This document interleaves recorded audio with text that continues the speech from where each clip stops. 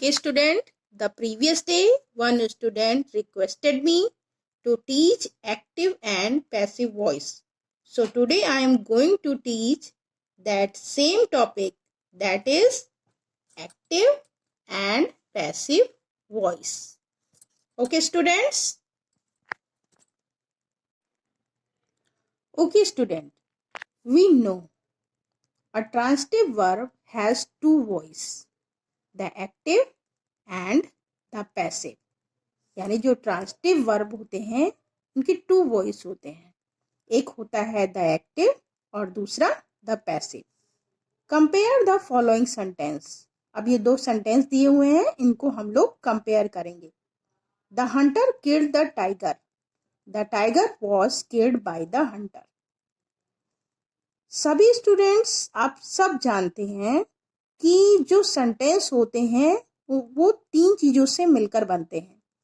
पहला सब्जेक्ट, दूसरा वर्ब और तीसरा ऑब्जेक्ट।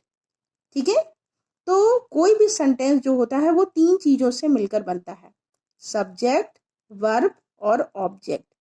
सब्जेक्ट जो काम कर रहा होता है, वर्ब जो किया जा रहा होता है और ऑब्जेक्ट जिसके लिए या जिसके द्वारा काम हो रहा होता है, तो उसको हम लोग ऑब्जेक्ट कहते हैं।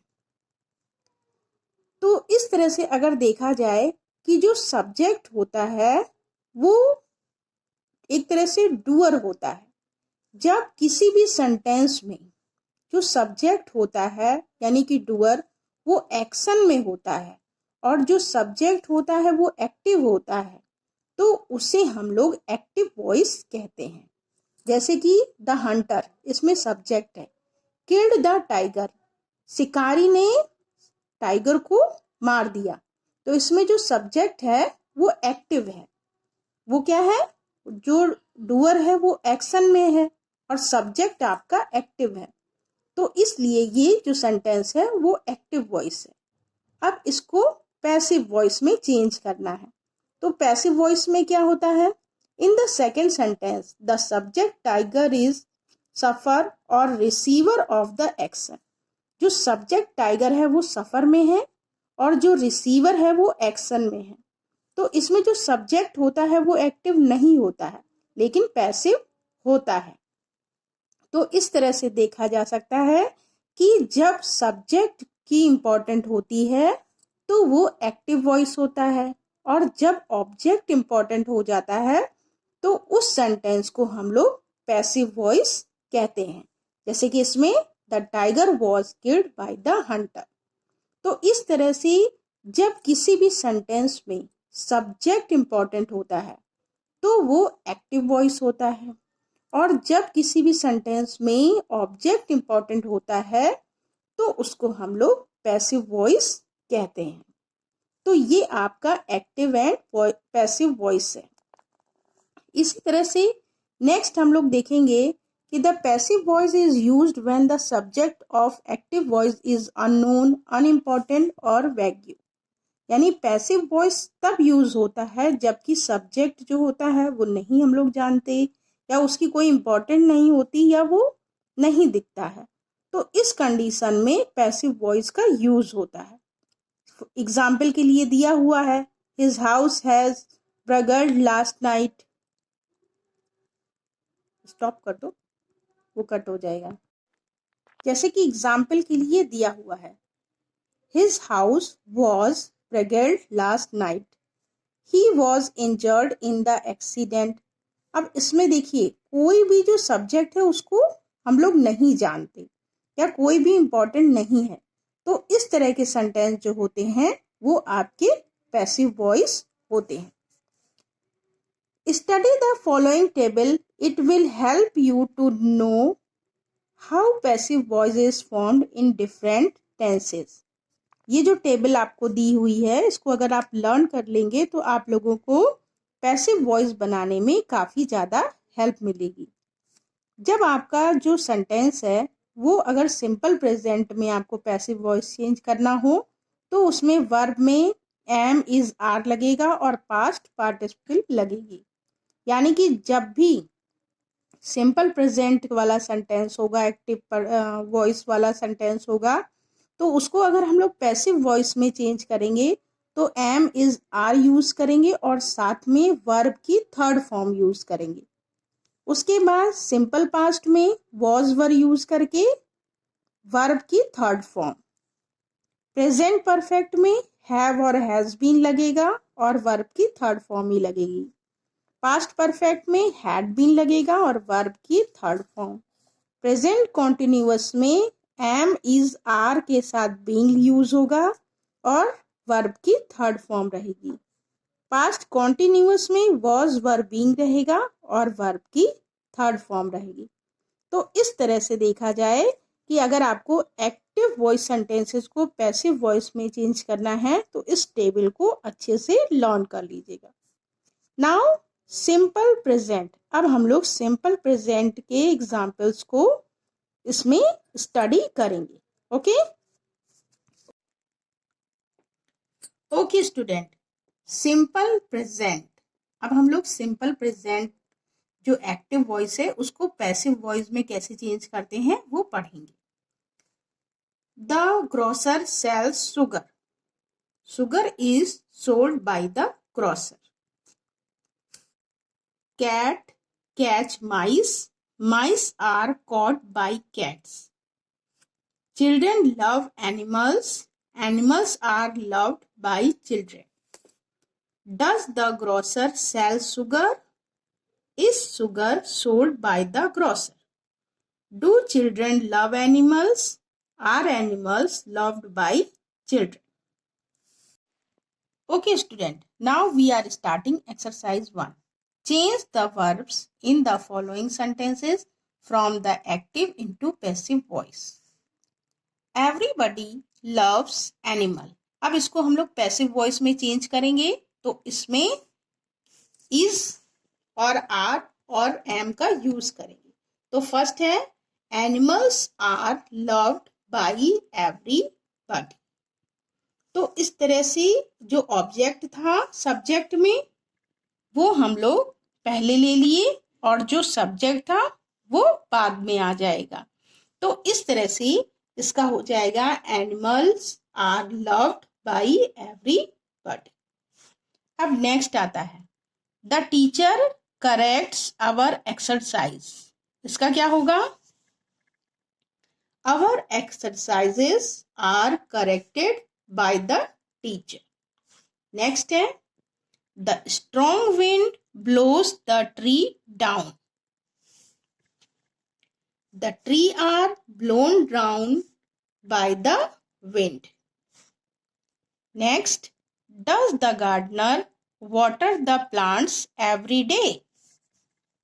Are the plants watered by the gardener every day?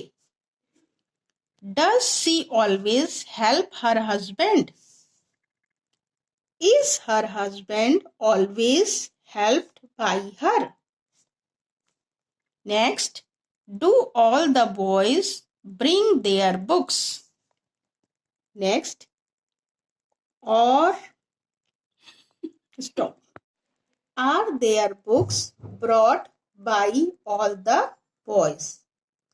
तो इस तरह से जब सिंपल प्रेजेंट में एक्टिव वॉइस को पैसिव वॉइस में चेंज करते हैं तो इज आर या एम यूज करते हैं, साथ ही साथ वर्ब की थर्ड फॉर्म यूज करते हैं और थर्ड फॉर्म यूज करने के बाद हम लोग जो ऑब्जेक्ट होता है उसको पहले रखते हैं और जो सब्जेक्ट होता है उसको बाद में बाई के साथ यूज करते हैं। जैसे कि इसमें दिया गया है द ग्रोसर सेल्स सुगर। जो ग्रोसर होता है दुकानदार वो चीनी को बेच रहा है। तो इसमें ग्रोसर सब्जेक्ट है वो इम्पोर्टेंट एक्टिव है और वो क्या कर रहा है, वर्क क्या है, सेल्स बेच रहा है और सुगर ऑब्जेक्ट, सुगर को चीनी को बेच रहा है। तो उसको हम लोग अगर पैसिव वॉइस में चेंज करेंगे तो जो सुगर है वो फर्स्ट आ जाएगी सुगर, उसके बाद इज, सेल का third form sold, by the grocer, subject को बाय के साथ यूज करके हम लोग लिख देंगे। तो इस तरह से जब एक्टिव को पैसिव में चेंज करते हैं सिंपल प्रेजेंट में तो इज एम आर यूज करते हैं और साथ ही साथ वर्ब की थर्ड फॉर्म यूज करते हैं और सब्जेक्ट को उसकी सेंटेंस के अकॉर्डिंग बाय यूज करके उस सेंटेंस को कंप्लीट करते हैं। उसी तरह से अगर क्वेश्चन में आता है तो is sugar sold by the grocer, does the grocer sell sugar, क्या ग्रोसर ने चीनी बेची। तो इसको पैसिव वॉइस में चेंज करने के लिए is sugar sold by the grocer, does की जगह इज, डू की जगह आर का यूज किया, बाकी वर्ब को थर्ड फॉर्म में ही लिया गया है। तो इस तरह से सिंपल प्रेजेंट में एक्टिव वॉइस सेंटेंसेस को पैसिव वॉइस में चेंज करने के लिए इज एम आर का यूज करेंगे और वर्ब की थर्ड फॉर्म का यूज करेंगे। ठीक है, अब नेक्स्ट आता है प्रेजेंट कॉन्टिन्यूअस।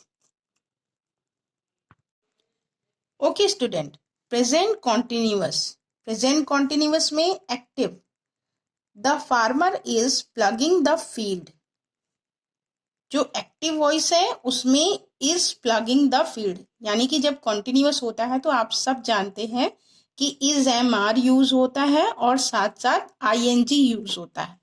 लेकिन जब प्रेजेंट कॉन्टिन्यूअस को हम लोग पैसिव वॉइस में चेंज करेंगे तो इज के साथ बीइंग लग जाएगा और वर्ब की थर्ड फॉर्म हो जाएगी।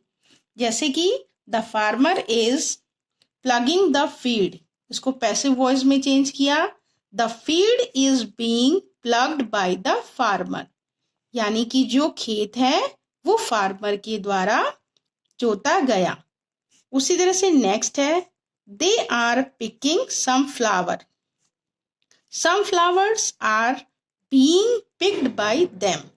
ये भी आपके सिंपल प्रेजेंट की तरह ही होगा, इसमें इज एम आर की तरह इज एम आर यूज होगा और साथ में वर्ब की थर्ड फॉर्म होगी, लेकिन उन दोनों के बीच में आपको बीइंग यूज करना होगा। तो जब प्रेजेंट कॉन्टिन्यूअस एक्टिव वॉइस रहेगा तो अगर आप लोग उसको पैसिव वॉइस में चेंज करेंगे तो इज आर या एम के साथ आप लोग उसमें आई एन बीइंग यूज करके और फिर वर्ब की थर्ड फॉर्म यूज करेंगे। जैसे next is the farmer ploughing the field, तो ये प्रेजेंट कॉन्टिन्यूअस है तो इसमें is the field being plugged by the farmer. Active में are they picking some flowers, are some flowers being picked by them. तो इस तरह से ये एग्जाम्पल से हम लोगों को पता चलता है कि जब प्रेजेंट कॉन्टिन्यूअस में सेंटेंस चेंज होता है पैसिव वॉइस में तो इज आर के साथ बीइंग यूज होता है और वर्ब की थर्ड फॉर्म यूज की जाती है। अब हम लोग एक्सरसाइज 2 करेंगे। Change the verb in the following sentence from the active into passive voice. Meera is cooking the dinner. The dinner is being cooked by Meera. तो इसमें हम लोगों ने is और verb की थर्ड फॉर्म ली है और is और verb की थर्ड फॉर्म के बीच में being यूज किया है। तो इस तरह से हम लोगों ने प्रेजेंट कॉन्टिन्यूअस को पैसिव वॉइस में चेंज करने के लिए बीइंग यूज किया है। अब नेक्स्ट आता है the soldier are defending the town bravely, the town is being defended by the soldier bravely. Next they are writing letters to their parents, letters are being written to their parents by them. Next are the children eating sweets now? Are the sweets being eaten by the children? Next, is she telling the truth? Is the truth being told by her? Next, are they appointing him principal of this school? Is he being appointed the principal of this school by them? तो इस तरह से हम लोग देखेंगे कि जब present continuous में एक्टिव वॉइस को चेंज करते हैं तो इज और आर के साथ बीइंग यूज करते हैं और वर्ब की थर्ड फॉर्म यूज करते हैं। आपका ऑब्जेक्ट सब्जेक्ट के पहले पर आ जाता है और जो सब्जेक्ट है वो बाई यूज करके लास्ट में आता है। तो इस तरह से प्रेजेंट कॉन्टिन्यूअस में इज आर के साथ बीइंग यूज करके वर्ब की थर्ड फॉर्म यूज करते हैं। Okay, thank you students.